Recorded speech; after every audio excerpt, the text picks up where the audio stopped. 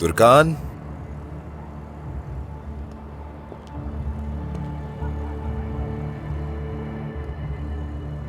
ये क्या किया? मैंने तुमसे कहा था अपने बाबा के घर मत जाना।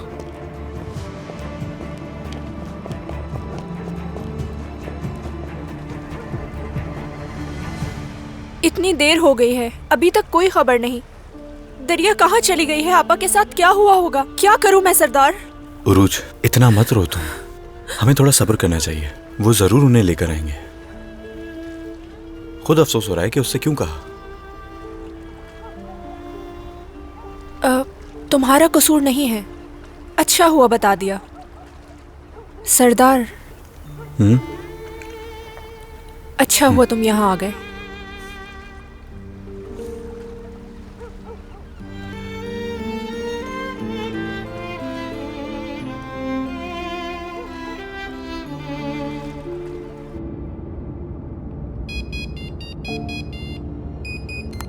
हेलो जी अम्मी। कहाँ हो तुम उमर? तुर्कान घर से निकल गई है, शायद अपने बाबा के घर गई है, वहीं उसे लेने जा रहा हूँ मैं। मत जाओ, तुर्कान यहाँ पर है मेरे साथ। क्या? मैंने वो घर खाली करवा दिया है, तुम भी यहीं आ जाओ।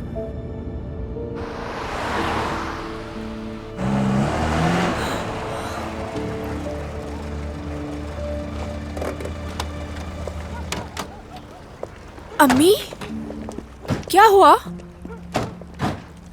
तुम चलो मेरे साथ, मुझे तुमसे बात करनी है। अम्मी, दरिया कुछ तो बताओ, आपा से मुलाकात हुई आपकी? उनसे मुलाकात नहीं हुई, हम अगर बात हुई थी वो ठीक है। सरदार, चलो जाओ बेटा, तुम्हारी अम्मी को तुम्हारी फिक्र हो रही होगी। शबा खैर नसरीन आंटी। अम्मी, आप लोगों को इतनी देर हो गई तो मैंने सरदार को बुला लिया। उसका शुक्रिया कि यहाँ आ गया मेरे पास। चलो अंदर चल के बात करते हैं। आपा और उमर भाई घूमने के लिए गए हैं। इस दौरान रोशन साहिबा ने आपा का सामान अपने घर मुंतकिल करवा लिया। दरिया क्या कह रही हो? कहाँ चली गई? चलो जल्दी से अंदर चल के मुझे बताओ। हाँ, बताती हूँ। तुम कितने बेशर्म आदमी हो, हाँ? क्या चाहते हो हमसे? पहले ही तुमने हमारी जिंदगी कम बर्बाद की थी जो दोबारा बर्बाद करने चले आए हो यहाँ। ऐसे मत कहें भाई, मैं भटक गया था। अब तुम मजीद बेवकूफ नहीं बना सकते। क्या सोचकर यहाँ वापस आए हो, हाँ? चलो सच सच बताओ, आखिर यहाँ आने का ख्याल क्यों आया तुम्हें? मुझे लगा कि आप माफ कर देंगे। मैं और माफ? तुम्हें? तुमने अपनी बहन के साथ जो कुछ भी किया वो तुम्हें माफ कर सकती है। दूसरे लोग भी चाहे तो तुम्हें माफ कर दें, लेकिन मैं तुम्हें कभी माफ नहीं कर सकता। ठीक कहते हैं आप। अगर मैं अपनी बेटी से बात कर लूंगा तो मेरा ज़मीर मुतमईन हो जाएगा। ज़मीर और तुम्हारा? अपने ज़मीर को साफ करने के लिए एक लड़की की जिंदगी बर्बाद करना चाहते हो? अपने ऐसे ज़मीर को निकालकर बाहर फेंक दो। तुम्हें क्या लगता है हम उस लड़की के पास जाकर ये कहेंगे कि सुनो लड़की, ये फातेह है जो तुम्हारा हकीकी बाप है, वो तुम्हारा हाथ चूमेगी और सब कुछ ठीक हो जाएगा? तुम्हें ऐसा लगता है? कभी उसकी जिंदगी का सोचा है तुमने?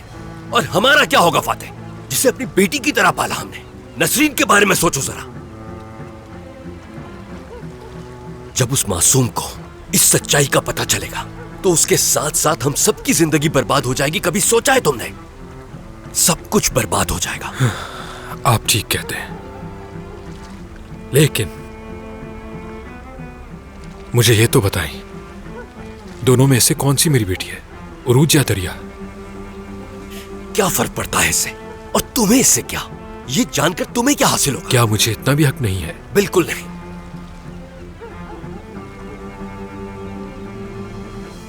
नसरीन, और मैंने उसे अपनी बेटियों की तरह पाला है।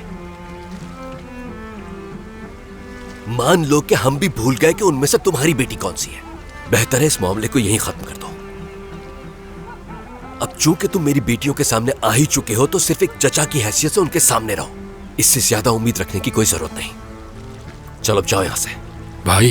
क्या भाई भाई बोले जा रहे हो? तुम्हारा मसला तुम्हारी बेटी नहीं है, जरूर इसके पीछे कोई और वजह है फातेह। नहीं भाई, आप गलत समझ रहे हो।